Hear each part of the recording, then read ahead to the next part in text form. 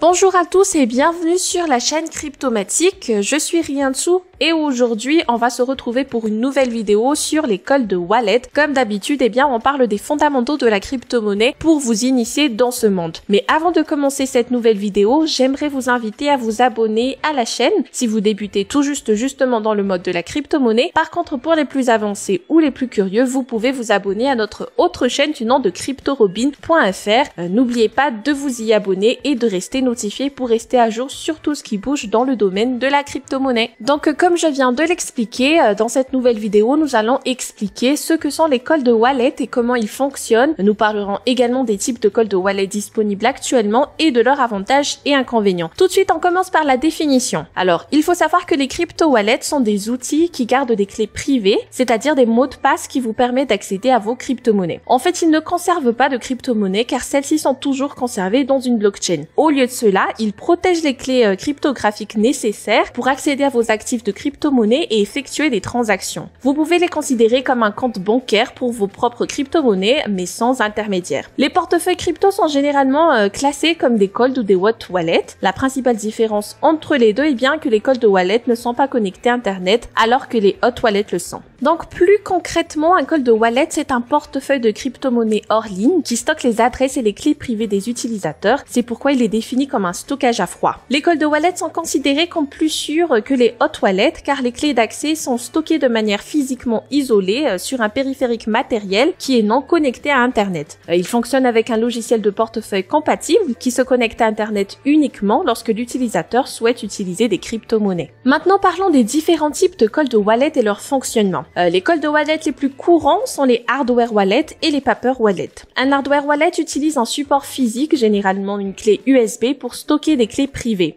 Trezor, Ledger Nano S et KeepKey sont parmi les plus populaires. Pour stocker vos crypto-monnaies dans ce type de wallet, vous devez les transférer depuis un hot wallet vers votre adresse liée au hardware wallet. Si en revanche vous avez l'intention d'envoyer des crypto-monnaies à un échange ou à un ami, vous devez connecter votre hardware wallet à Internet à l'aide du logiciel du portefeuille spécifique. Il vous suffit ensuite de valider la transaction avec votre mot de passe. Le cold wallet confirme alors la transaction dans un environnement hors ligne. Les paper wallets, quant à eux, ce sont des morceaux de papier qui contiennent l'adresse du portefeuille et un mot de passe, et la crypto n'est pas accessible et ne peut être volée sans connaître la clé privée. Pour cette raison, il est important de conserver ces documents dans un endroit difficile à trouver. Toute personne souhaitant envoyer des cryptos à partir d'un paper wallet doit l'importer dans un hot wallet en scannant la clé privée. Pour ce qui est des avantages et inconvénients des cold wallets, alors déjà, ils garantissent un degré élevé de sécurité car ils conservent les clés d'accès hors ligne et ne sont connectés à Internet que lorsque le propriétaire de la crypto-monnaie le souhaite. Ils ne sont pas dépositaires, ce qui signifie que seul le propriétaire peut accéder aux mots de passe et aux fonds. Cependant, un inconvénient est que les cold wallets peuvent être gênants pour ceux qui utilisent des crypto-monnaies tous les jours et ont tendance à être chers, peuvent également être perdus, détruits ou volés. Et voilà ce qui en est de cette petite explication sur les cold wallets. J'espère que vous avez apprécié cette vidéo informative